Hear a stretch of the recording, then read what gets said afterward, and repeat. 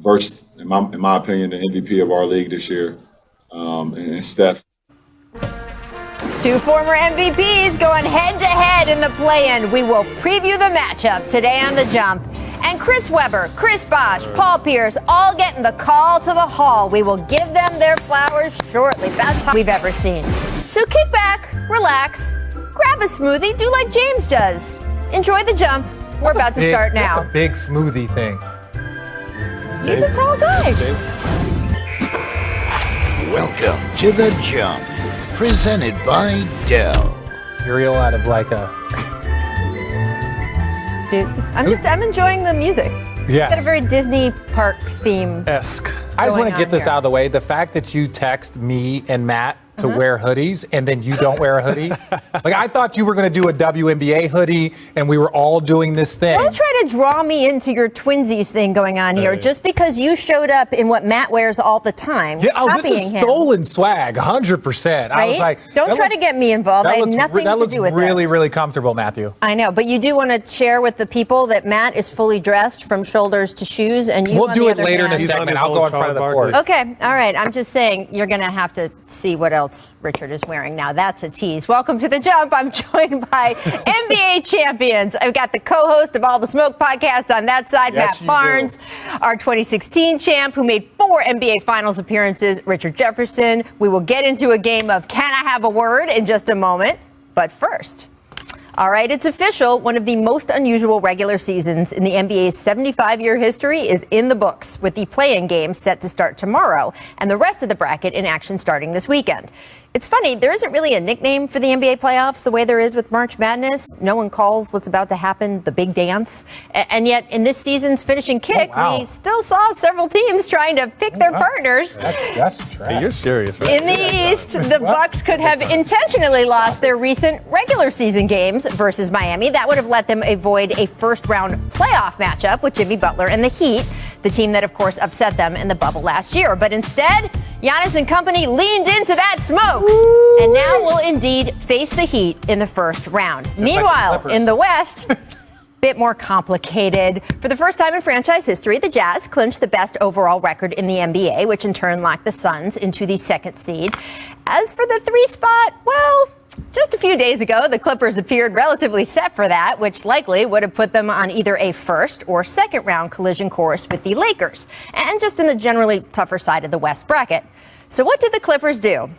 Well, friends, they spent this weekend losing to the Rockets and the Thunder, 2 teams that themselves have been tanking so hard that in order to pull this off, the Clippers last night had to sit Kawhi and Paul George and Marcus Morris and Rajon Rondo and DeMarcus Cousins and Nick Batum. Starting center Ivica Zubac wanted to keep his consecutive game streak alive, so Ty Lue let him for 6 seconds. He then sat the rest of the game. And hey, it worked. The Clippers are now officially the 4 seed.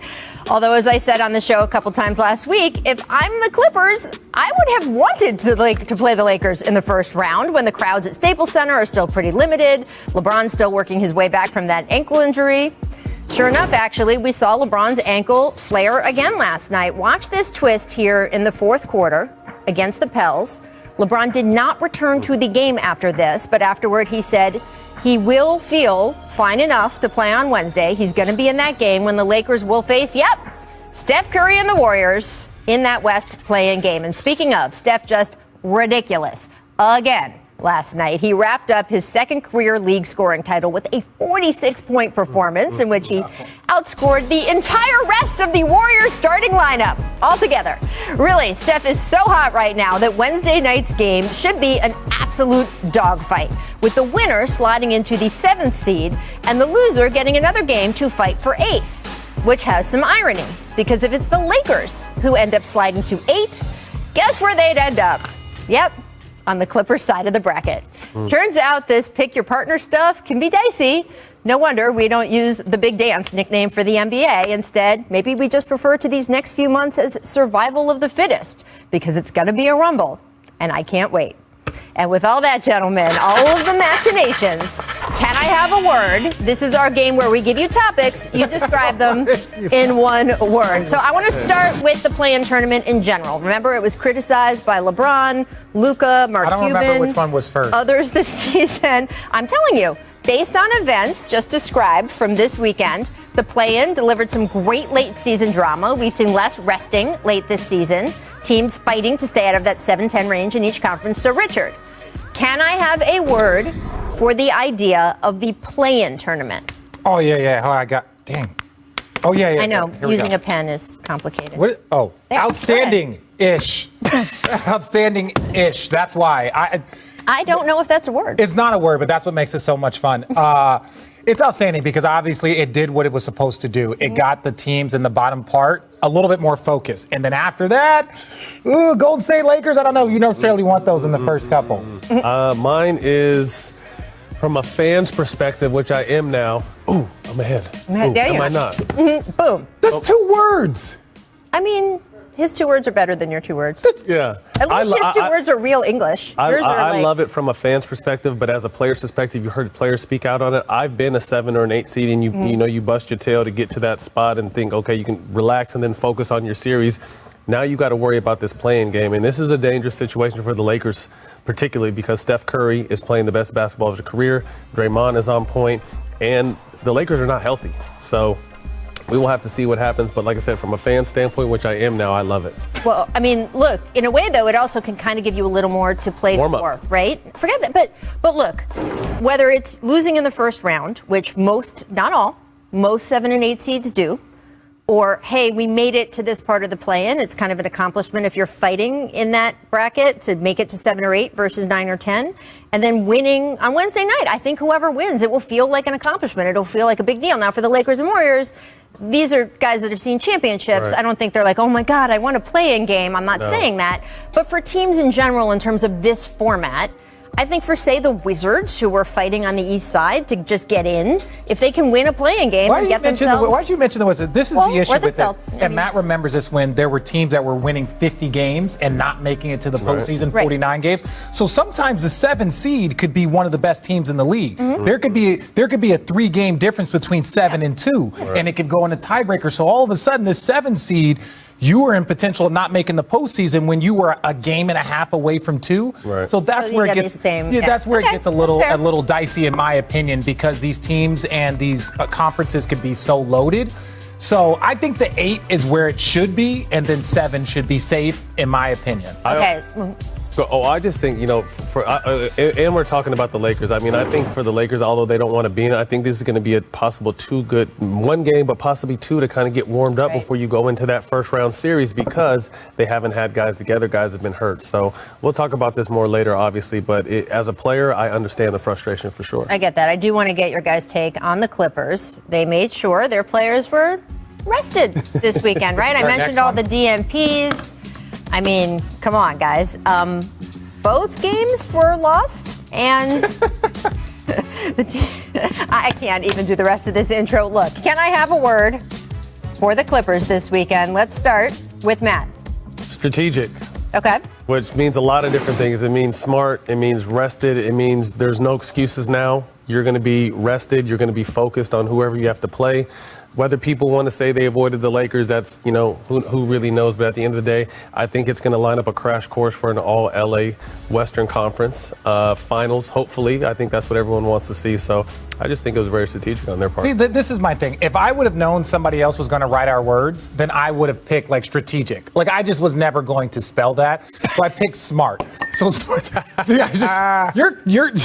strategery? 'Cause that Strategery. could That's be- no, because Strategist. Okay, look. At the You end of just the day, made me drop this my is- pen in my. Look at this. Look, Well, Look, Richard's mad because they wrote our words early this time instead of letting us, because he drew happy faces I had last to think. time. Look, at the end of the day, I think this is the right move. Teams have done this throughout history. I was one of the rare teams that was a 7 seed that beat a 2 seed before. So I like it. Look, Clippers would be a great matchup. To the Clippers, they're saying hey, we're not running from the Lakers, but we would much rather play them later. Give yourself some more time, whether it's Serge Ibaka, Rondo, give those guys more time to get acclimated to what they're doing. And yeah, the Lakers, if they're at their best, then you're going to have to beat them or go through someone that did.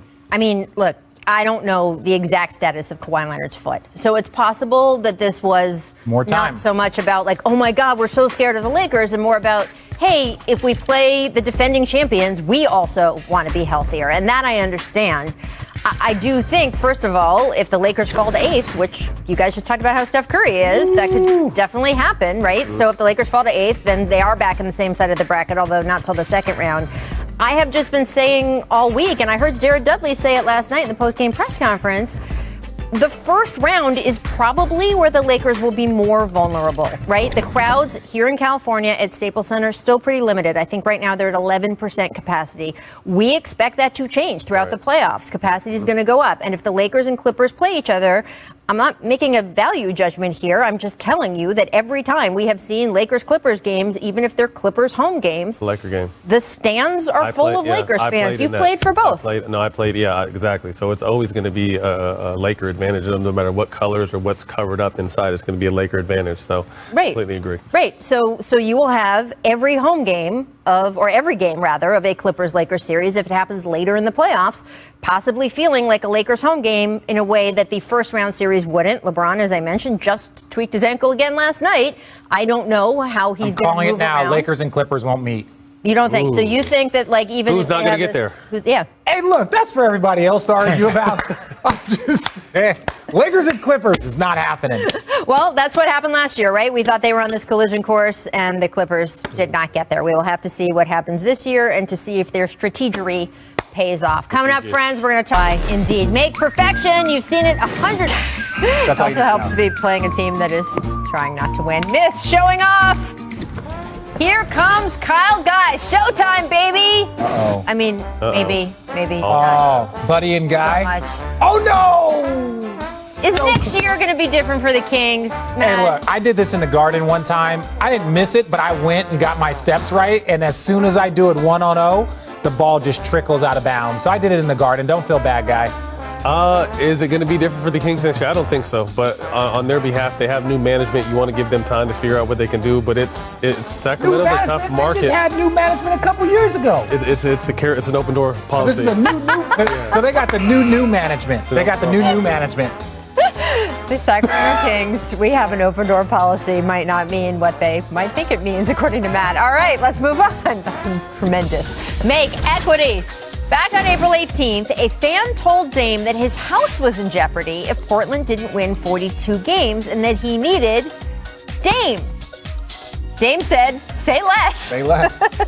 Portland went on to lose 5 straight, but then won 10 of their last 12 games. To save the house. They had 42 even. Wow. The fan may have been fabricating, but still, Richard. He said he wanted to see the receipts. Dame wanted to see the receipts. Look, at the end of the day, if I got to pick somebody to save my house, Dame is on that list. Dame is on that list. Hey, We'll get to that later in the show. I'm worried if this guy's married with kids. If you're willing to bet your family's house on some playoffs, some Portland Trailblazer wins, you got People have made worse bets. They have, but that is Dame's point about say less. Don't do this and put yourself in that position. Miss Height. Karl Anthony Towns drives in. Packs it over. Boban! Oh. Now, earlier in the weekend, Jake Layman dunked it all over Taco Fall. Let me see Jake. Do we get to see Jake? Jake's, oh, here it is. This is nice. Oh, over Taco. Look out up there. Those are the best dunks when you get the big guy. I mean, you can dunk on anyone. When you get the big guy, it's just different. Yeah. If you catching bodies, you got to count the big men. Yeah. Don't tell me you dunked on a guard. I feel for anyone who is, as both Boban and Taco are, in the 7'4" range. I mean, it would be nice. You feel for them? Well, it would be 2 feet taller than me. But my point is, that's your job. Your job is to stop people from doing that, and so our fun is to get to do that. So it's part of it. Again, I wouldn't know. Let's take a look at today's magic moment, brought to you by Walt Disney World. The next Hall of Fame class announced over the weekend. Our guy Paul Pierce, we miss you, Paul. Chris Bosh, who will be on our show this week. Chris Webber, It's About Time. Ben Wallace, It's About Time are the headliners. Here's a full look at all the inductees. Richard, when you look at the names, you played against most of them. Including Bill Russell. What do they all have in common to you? And Matt, I'll ask you the same. No, I just think it's greatness. Like, I grew up in Phoenix, so seeing Cotton Fitzsimmons, seeing that name, which was an iconic name when I grew up, and Tony Kukoc deserving. Rick Adelman, all the great Portland teams and what he did in Sacramento. Right. There's just Jay Wright, obviously, Yolanda Griffith. There's so many names on there that it's just like everyone is deserving, and congratulations. You've reached the pinnacle. I mean, obviously, hats off to this last 2020 class that was inducted this weekend. Congratulations, especially Paul, Chris, guys we played with, Chris Bosch, and then, Chris Webber kind of being a mentor and a big brother to me. Really happy because I think he's been on the fridge for a long time when he should have already been in the Hall of Fame. So amen. We said it on Friday's show. I like it. We were 2 days ahead of the announcement, Matt. Yeah, we knew something. And by the way, Big Ben, 4-time Defensive Player of the Year. You got to be in the Hall of Fame. And he came from an HBCU, Yep. too. And when defense was important, When it where was it's real. like, yo, Existed. yeah, it's like 90 points is what the goal was, and he's going to stop you from getting that 90. Yeah, right. So and Chris Bosch, say whatever you want. This man should have been first ballot. I understand that there's please, let's get rid of that qualifier. Say whatever you want. He should have been a first ballot Hall of Famer. Now, it's possible that there was a decision, hey, we don't want to put him in with the Kobe KG Duncan class. And that's fair, But that's not a knock on him. It's not a knock on him. In my opinion, it's a knock on. And we don't know what they made that decision. I'm just going to say it is a knock on the decision makers. Don't take away an accomplishment for someone to make it a better advertised class. Because Chris Bosch belongs in that class as the Kobe Bryants, the Tim Duncans, the Kevin Garnett's. He belongs there. But we just show Paul Pierce. I think sometimes, because obviously we miss Paul, and Paul will say some wild stuff from here and there, but I think he's one of the most underrated small forwards we've ever seen in the game. Rich and I both had to guard him for a long time. He was a killer, big shot maker, shot taker, dog, talk trash. Paul was a killer, and I don't think he gets enough credit today for how good he was. He called game. He called game. He called game. Yeah, no. The one thing I'll say about Paul is that he was athletic, but he wasn't super athletic. Right. He was a shooter, but he wasn't like Ray Allen, and he wasn't. He just had just such a versatile game, clutch, grinded out. Just so much respect for him and what he accomplished, because he taught me a lot of lessons very early on in my career. He was one of my favorite players to cover. He was one of my favorite players to work with. We miss him here at the Jump tremendously. And I will say about Tony Kukoc, brought in by the International Committee. So I was wondering if you thought Michael and Scotty would show up to heckle, do what they did during the Olympics? No. But Tony deserved. I think they got their point across. Yeah, you talk about the greatest Bulls. Tony absolutely deserves to be in there through that international committee. All right, Rachel Nichols still joined by these two. After much anticipation, the play-in tournament seeds locked in, gentlemen. So let's start in the West, where the Lakers, as we've mentioned 106 times already, will face off with the Warriors. The winner securing the 7th seed in the conference. Now, the Grizzlies and Spurs, they meet in a single elimination playoff game. So whoever loses that game, out. And then the winner will face the loser of Lakers Warriors for the 8th seed. So, Matt, let's start with that 9-10 game in the West. What are your expectations for Grizzlies Spurs? This is a new Grizzlies team, young team, new head coach to the experience versus one of the greatest coaches of all time in Popovich. So I like this young, exciting Memphis team. As this is a 7-game series, I'm going with San Antonio. But for one game, I'm going to take the youth and go with Memphis. Oh, this is tough. I think with Jackson back and the way they're playing, Valanciunas is playing great. Having Jackson is such a important part because he's a stretch four, he's a big, he's like athletic, he does so much. So I'm gonna go with the Grizzlies in a 1-game situation. I'm not picking against the Spurs, but in a 7-game, like you said, I think like Pop could tactically take some away. Well, okay, so this is an interesting question, though. If you decide one team has the coaching advantage, and that, by the way, is no knock, it's just saying You're going against Greg Popovich is possibly the greatest coach of all time, depending on what part of the country you live in. Do you think it's more of an advantage in a one lose and you're out game because the better tactical or more experienced tactical coach can give you a look you're not expecting? No. Or do you think it's at the adjustments later in the series? That's it. It's in-game adjustments, and that's what makes some coaches good to great, being able to in-game adjust. And I think Pop can coach his team to a win with all kinds of adjustments and taking away what they're good at. But if you only got one shot at it, it's really we've seen 60-win coaches lose jobs. We've seen Coach of the Years lose jobs because you got into the postseason and you didn't have the ability to make adjustments. So I think that's a 7-game situation. 1 game, the young horses, and we're going to go out there with nothing to lose. So, and you're playing against the Spurs. I think Yeah, 7-game Spurs, 1-game situation. I go with the Grizzlies. Okay, all right. So, Matt, what are your expectations for Lakers Warriors? Ooh, same situation. I think over a 7-game situation, I think LeBron and them would be too much. But the way Steph is playing right now, the fact that LeBron had a minor tweak, even though he says it's fine, they're not all the way in rhythm. This is really a coin flip to me. I mean, Steph Curry's playing the best basketball of his life right now. Draymond is right there with him as far as keeping this team going. And this team is just playing off of energy. Everyone thought Steph was going to be exposed this year, and he has no one this year, and he's come out to possibly be the MVP, led the league in scoring. So they're going against the hottest player in the world right now, and the Lakers better be ready.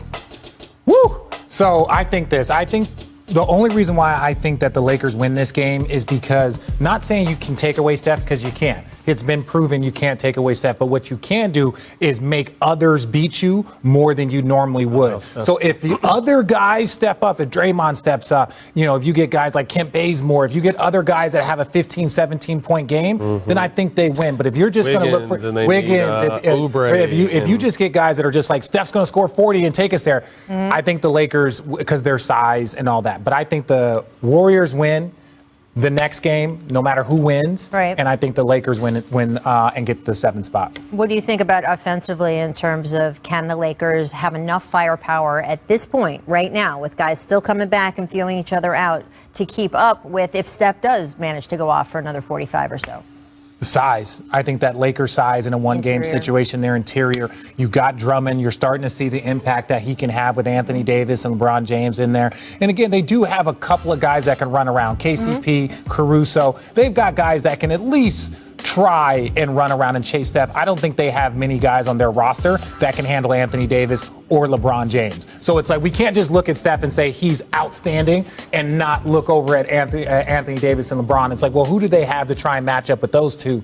And I don't really think they have anyone on their roster. I think what RJ says is important. Can Wiggins or Oubre or someone else step up and be that second star that Clay would have been? Yeah. I think that's the key, because even if Steph goes off for 45 points isn't going to win the game. You're going to need some more firepower. Yeah, if he outscores the starting lineup like he did in this last game, the rest of his starting Golden State Warriors weren't winning. And that's not a knock on the Warriors or Steph, but if he outscores the starting lineup like he did, they'll lose that game. But if they're shooting the ball like they've been shooting and playing, this is going to be, and this is again why as a fan I love the playing, because this is excitement. This is just leading up to the play. You like it because you're not in it. Exactly.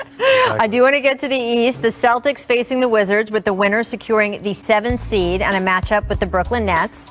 Now, the Pacers and Hornets are the ones meeting in the lower single elimination game, with the winner then facing the loser again of Celtics Wizards for the 8th seed. So, Richard, let's start with, again, the lower single elimination game. What are your expectations for Pacers Hornets? Look, I like the Hornets. I like the Hornets in this. They've had this positive energy about them all year. The Pacers have had some little bitty drama. They have talent. They've had injuries. They've had a ton of stuff. But this Hornets team and their energy, the way they play, and they play together. So matching up against, this is a team that's had multiple 25 assist nights. You don't know who to stop, who to key on. There's no head to the snake. And so I like them over Indiana. I think everything that Richard spoke to speaks to who LaMelo Ball has been to this team. He's brought energy, he's brought excitement, he's brought leadership from a young kid. And keep it real, although injuries are part of the game, if he doesn't get hurt, they're not even in this playing situation. I think they're secured probably as a number 6 at the worst playing spot. But I agree, I'm taking the young Hornets in this matchup. No, it's a reason he's most people's rookie of the year, because a rookie guard doesn't. We will discuss that on the show later this week. I'm going to give you my answer, but I'm not going to give it today. That's also a tease. But yeah, that we almost never see a rookie, especially a rookie guard, make that kind of impact and just completely shift a team's fortunes. I am curious to see if the outcome of that play-in game, and that is another reason to sort of keep track of it, impacts whether the Pacers let their coach go at the end of this season. Something that Adrian Wojnarowski has been reporting on is just right there as a question. All right, Matt, let's talk Celtics Wizards. Oh, my Celtics. Today, Bradley Beal said his strained left hamstring will not be 100%. He will just have to manage it in Tuesday's playing game. So knowing that, and also these teams have a little mini rivalry. It's not Celtics-Lakers, but remember we had the all-black guys all dressed in black for one game. They had the back and forth words of word in the playoffs. So what do you expect? I've been a fan of the Celtics all season, thinking that they were going to turn the corner eventually with their experience and their young stars and really start climbing up the Eastern ladder. That didn't happen. I think losing Jaylen Brown is a huge part. So to me, it comes down to, I think Bradley Beal, if he can manage, which I think he will, him and Jason Tatum cancel each other out as far as because they're two great scorers. Who's going to do on Boston's side what Russell Westbrook has been doing this year, which has been terrorizing the league as far as numbers go, and he's got his team in this position. I mean, hats off to Russ because I think they sent him there to die, and he came out better than ever. Frank and Russ. Exactly. So excited for him. But to me, I think Washington pulls this out, and it's been a heck of a run for them because at the beginning of the season, we were talking about, they need to trade Brad. They're wasting this time, and this team came together, did what they're supposed to do, and it made a nice run. Now, Matt, calm down. They're still the 10th seed, so they. I'm just talking about playing. Just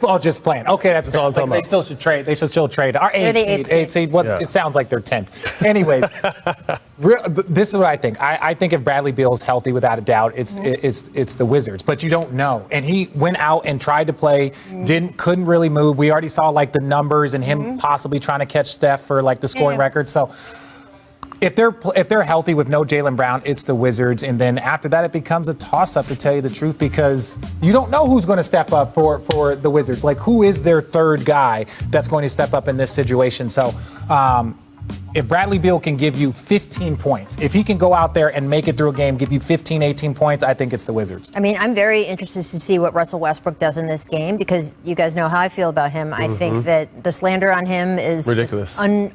People just don't understand what he brings to a team if you're still criticizing him. And if you look at even his season this season, he was nursing an injury for the first big chunk of the season. He had tough time in the playoffs in the bubble because he was nursing an injury. So not understanding that and then seeing how he has impacted the team once he is healthy, and especially once they got over all their COVID issues. That whole preamble aside, I will also say sometimes he tries to do too much in playoff games. We've seen it, again, over and over and over again. So I'm curious to see with Brad not being 100%, which Russell Westbrook we get. I think the fact that Scott Brooks is there as the coach and he has managed and worked with Russ, not just in D.C., but in Oklahoma City, will have an impact on that. But we'll have to see. It's another good But the bad part about the Eastern side, it doesn't matter who gets 7 and 8. They're going to get smacked in the first round. That's why the playing games are interesting, because that will be our early competition there. Coming up, NFL change their awards to recognize that these are two different things, who had the best season versus who's the best player. And as for who had the best season in 2021, well, here's what LeBron James thinks. Take a listen. We just got to play to the best of our ability. We got to play Lakers basketball. We got to defend at a high rate. We're playing versus, in my opinion, the MVP of our league this year, and Steph. So, we got to be, prepared for everything that they have. They got championship DNA as well, and they've been there. They know what they know what it takes and what it feels like to be in pressure games. So, we got to be ready for that opportunity and for that pressure. He's so smart. He's so smart. It's so annoying. Just buttering him up. Just buttering. Look, and he's telling the truth. Right. But he didn't have to say that. You think this is all a ploy that when Steph is considering his extension this summer? No. Steph legitimately. Everything he said was true, too. What LeBron said was true. So what is he buttering? Just buttering him up. Because it's you're about to play a dude in the postseason. You don't want to boost their heads up. You don't want to give them anything good or bad. But it's just look. Okay, so if we all lived in my world and we separated out MVP, which we'll talk about in a minute, is who's the guy if you had to win one game, who would you pick first? That's separate. This season, who had the best season this season, either statistically or just do you think helped his team the most this season? Steph Curry, without a doubt, it's not even close who had the best season, right? Matt brought it up. Steph answered so many questions, and Warrior fans would get sensitive. What are you talking about this? It's Steve Kerr came out and said it last year. Hey, we're not going to go push Steph out there and play him 40 minutes like he's James Harden or Giannis. No, the way he plays, that's just too difficult. But this season, he comes back, no Clay again. He goes out there and plays a ton of games and carries this team. They had a ton of talent, but carries this team averaging 30-something points and leading the league in scoring, answered questions that, even his greatness still needed to be answered. Could he just carry the load? And he did that. I mean, Steph's my guy, too. I also have Joker and Embiid in that conversation. But, considering what Steph lost, you lose KD, then you lose Clay. And then this is, again, the year he was supposed to be exposed. And I said at the beginning of this season, we're going to get to see Steph's version of James Harden basketball this year. They play different, but as far as you being the first, second, and third option, that's what Steph was this year, and he definitely didn't disappoint. Look, I think there's a case on either side, right? Steph and Draymond made this case. He said, look at the team we had last year. He said there's been some changes, but it's basically the same talent, but without Steph and the record he said that we had versus the record with Steph playing. But with Jokic, the numbers are just off the charts, guys. The efficiency, the advanced stats only make him more of a candidate. If you're looking for more of that narrative vibe, what he did with this team after Jamal Murray went down, the fact that he played in every single game in a season where, look, it wasn't everyone's fault if they were out for chunks of time, but it happened, right? And his defense, which had been a weakness before, he made a concerted effort to change. And when I had a conversation with him a few weeks ago, we keep talking about this new slim look. It's not just making him, more energetic and a little bit, he said, just a little bit faster. But it's really helped him defensively. It's had a lot more energy and a lot more on the defensive side. So I understand both cases. It interests me that players have pretty consistently talked about Steph. Now, that is a separate conversation, though. Not MVP, people. Than MVP in our world, in this discussion. So to me, this should kind of call back to how the MVP, before we had access to all of these stats, there was kind of a consensus on, hey, who's the best guy in the league right now? If you had to win a game tomorrow, who is the person you would pick? And for a long time, it was Michael Jordan, but he didn't win all those MVPs. I think he should have in those years. And if we had a separate award for best season, we wouldn't have seen the split that we have. So take it to today. And this is me basically asking you guys, who is the best player in the NBA? Go to Matt first. Man, you are a coward. Matt, if you had to like we saw, Damian Lillard and that fan earlier said, I'm counting on you for my house. Right? And we said, well, if you're counting on someone for your house, Dame is a good guy. If you had to save your family, save your house by winning a basketball game. Kevin Durant. That is who you'd pick. Taking Kevin Durant. Okay. I think he was on the verge of slowly claiming that before he tore his Achilles. I think he was on a tear coming off those finals.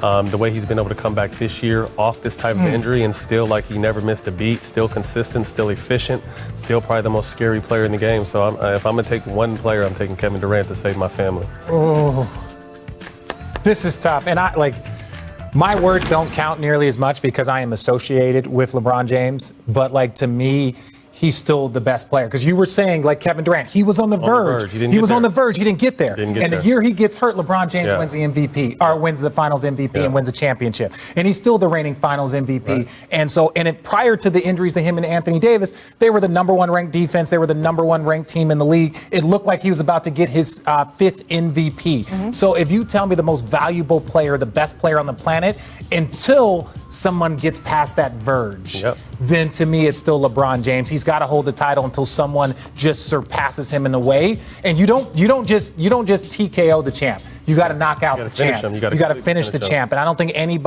there's been some TKOs, but there hasn't been anybody knock out the champ yet. Do you guys think, as I do, that this should be separated out a little bit more? 100%, I agree. I think it'd be more excitement, more stuff to talk about, but definitely because there's a big difference, and I think we've all made great points today why there's such a difference between these different categories. Right. Well, the Chris Paul and Steph Curry. The Chris Paul and Steph Curry kind of, situation is like they're best players, what they've meant, are they the MVPs? But you could still be the best player on the planet, not be the MVP or vice versa. So, it should be separated because the criteria just keeps growing and changing, and then advanced stats bring it all in. Well, I will say this also, that when we talk about the award as it is now, because sadly I don't get to make all these decisions for the NBA, the word value is something that there is not really consensus among the voters on what that means. Some guys will literally just run down all of the stats for you, and then they will criticize people who talk about things like leadership as like, oh, you're just a narrative voter, and that's a media construction on the most popular coastal teams. That's not what a narrative actually means, and I'm not going to get into that. But what I will say is this. You don't get to just say it's cancel culture when we hold people accountable, right? That's a thing. Yeah. We don't get to just say it's the narrative when we talk about leadership. That's a thing. So when there are guys who are being considered for the MVP as it is now, I will say as a voter, one of the things I take into account is, what do you do globally for that team? How much does that team change if you were taken off it with the production of the other guys, with the effect on other guys, the vibe about whether they go to war or not? And I will say, Nikola Jokic is a great example for me because to me, value includes leadership. What he did after Jamal Murray went down That is value in that category to me. And that's not narrative And or Monte storytelling. Morris and Will Barton, like he's going to be the MVP. Agreed. There you go. All right. Producer Steve says go to break. We will do more fun stuff after it. We'll see you in a second. Whatever, Steve.